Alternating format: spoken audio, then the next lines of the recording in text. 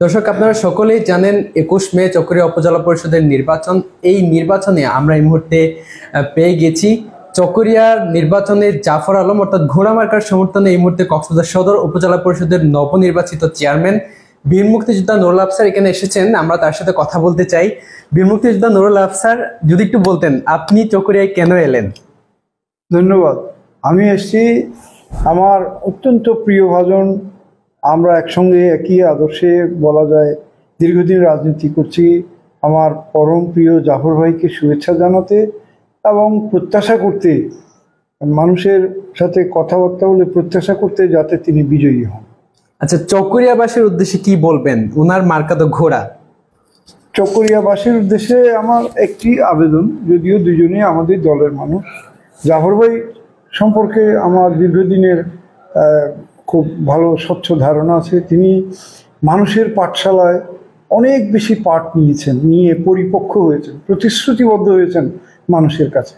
তাকে এখন ফেলে দেওয়ার মতো কোনো যুক্তিই আমি দেখি না, বরং তাকে এই সময়ে তার পরিপক্কতা, তার সাহস, তার অভিজ্ঞতা, সেগুলোকে কাজে লাগিয়ে চকরিয়াবাসীকে সমৃদ্ধ করার সুযোগ এসেছে। আমি এটাই মনে করি এবং আমি বিশ্বাস করি যে জাফর ভাই নির্বাচিত হবেন ইনশাল্লাহ, এবং আমরা একটা শক্তিশালী উপজেলা চেয়ারম্যান সমিতিও হয়তো ইনশাল্লাহ পাবো, এরকম আমি প্রত্যাশা করছি। জি, অসংখ্য ধন্যবাদ জনাব জাফর আলম। আপনার শক্তি তো অনেক বেড়ে গেল। আসলে জনাব নুরুল আফসার সাহেব যখন প্রথম পৌরসভা মেয়র হয় তখন থেকে আমার সাথে একটা ভ্রাতৃত্ব বন্ধন আবদ্ধ আমরা। তাছাড়াও জীবনের সুখে দুঃখে উনিও আমার পাশে ছিলেন, আমিও ওনার পাশে ছিলাম।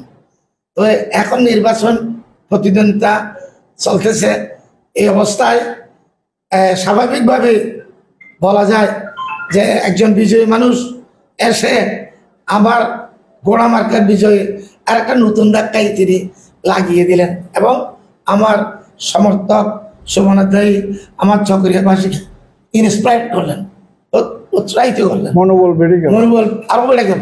ইনশাল্লাহ আমরা জিতবই। জি, অসংখ্য ধন্যবাদ। দর্শক, এতক্ষণ আমি চকরিয়ার নির্বাচনী বিষয় নিয়ে কথা বলছিলাম নবনির্বাচিত চেয়ারম্যান নুরুল আফসার এবং চেয়ারম্যান পদপ্রার্থী জাফর আলমের সাথে। এতক্ষণ আমি আব্দুর রশিদ মানিক আপনাদের সাথে ছিলাম। আমাদের সাথে থাকার জন্য অসংখ্য ধন্যবাদ সবাইকে।